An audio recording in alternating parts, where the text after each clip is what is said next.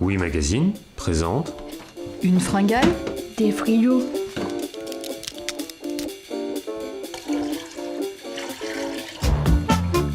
Autopsie de frigidaire, psychologie de comptoir bruit de bouche et borborigme. Borbo quoi? borborigme.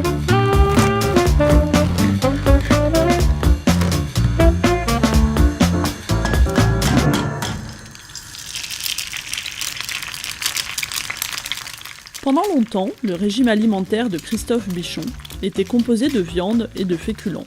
Du jour au lendemain, ce quadra au bouc interminable est devenu crudivore végétalien. Il a tenu 8 mois. Aujourd'hui, Christophe est vegan, il mange donc toujours autant de légumes, mais il passe désormais de longues heures à les cuire dans sa jolie cuisine à Romainville, en Seine-Saint-Denis. Dans son frigo, on trouve de l'eau de mer prélevée au large de Saint-Malo, des pâtés aux champignons et un drôle de chou. J'ai donc acheté du chou kale, K-A-L-E, qui est un chou extrêmement frisé avec des feuilles très découpées et qui est très consommé au Canada et aux États-Unis, qui arrive en France depuis quelques années et qui est considéré comme un super aliment parce qu'il a plein de minéraux. Donc ce que je fais, c'est que je retire les feuilles en tirant sur ma tige centrale et après je vais les ciseler très très finement. Vu que c'est un chou quand même assez coriace, je vais le faire macérer dans une sauce soja avec un peu de miel, un peu d'huile, un peu de vinaigre. Voilà, et après au niveau de mon régime alimentaire, il a changé il y a 2 ans, où j'ai une espèce de révélation et j'ai adopté un régime crudivore vegan. Donc j'ai réussi à tenir 8 mois quand même en mangeant que du cru pendant 8 mois. Ça m'a fait un bien fou parce que j'ai perdu 13 kilos quand même, et j'étais un peu en surpoids. Et depuis je suis revenu quand même au cuit, mais je reste vegan et puis bien entendu que des aliments biologiques. Donc vegan, ça veut dire... Sans aucun produit animaux, donc pas de lait, pas d'œufs, pas de fromage. La pensée végane va jusqu'à ne pas porter de cuir, et ça va même jusqu'à bannir dans ces divertissements toutes les formes d'exploitation animale. On ne va pas aux zoos, on ne va pas dans les parcs aquatiques. Alors, dans les crudivores, il y a des gens qui mangent de la viande crue ou du poisson cru, mais non, moi je suis parti sur du crudivorisme végétalien en fait.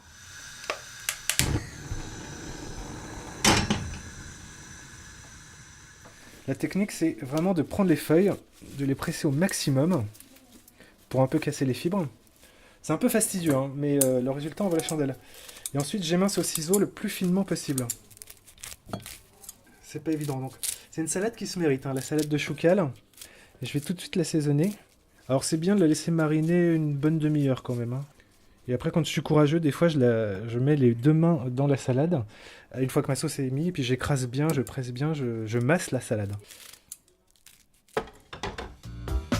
le frigo.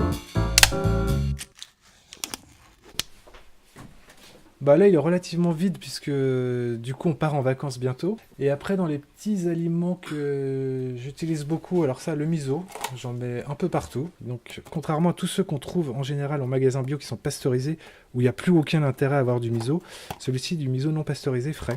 En fait, c'est de la pâte de soja fermentée, donc qui est très salée. En fait, je l'utilise en remplacement du sel dans mes sauces, dans mes mousses, dans les soupes aussi. Dans les autres petites choses, pareil, là je suis grand fan de pâté végétal à base de shiitake. Alors ça c'est une tuerie, je suis un peu addict, hein, ça ressemble un peu à du pâté de foie, on va dire, enfin du pâté de foie. C'est assez unique, hein, mais la texture rappelle vraiment des vraies terrines. Ne consommez pas de produits animaux, j'ai aussi testé les fromages végétaux à base de soja, et celui-ci est pas mal du tout, aux fines herbes à l'ail. Et alors, l'autre petit truc magique aussi, je l'utilise avec parcimonie, c'est le plasma de Quinton, qui est donc de l'eau de mer, qui est prélevée à 10 mètres de profondeur, sur des zones tectoniques très particulières, là où il y a des vortex. Et celle-ci, en l'occurrence, vient au large de Saint-Malo. Et elle est filtrée à 22 microns. On peut la boire aussi en rajoutant 2 tiers d'eau. C'est une petite cour pour se reminéraliser. La recette.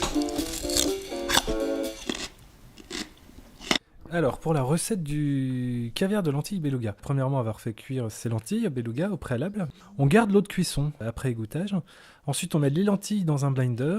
On rajoute une petite échalote, un petit oignon, une gousse d'ail, de l'huile d'olive, du vinaigre balsamique, de la sauce soja, une bonne cuillère à soupe de thym, un peu de mélange 5 baies, un peu de piment d'Espelette, un peu de persil, ou de la coriandre, ou de la ciboulette. Et qu'est-ce que j'oublie? Un jus de citron.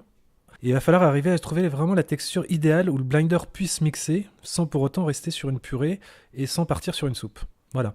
Si on a mis trop d'eau, dans ce cas-là, on va trouver un agent de liaison qui va un peu redonner de la texture, de l'onctuosité. Donc ça peut être des noix de cajou, ou sinon les graines de chia, qui sont très utiles parce qu'elles absorbent 10 fois leur volume.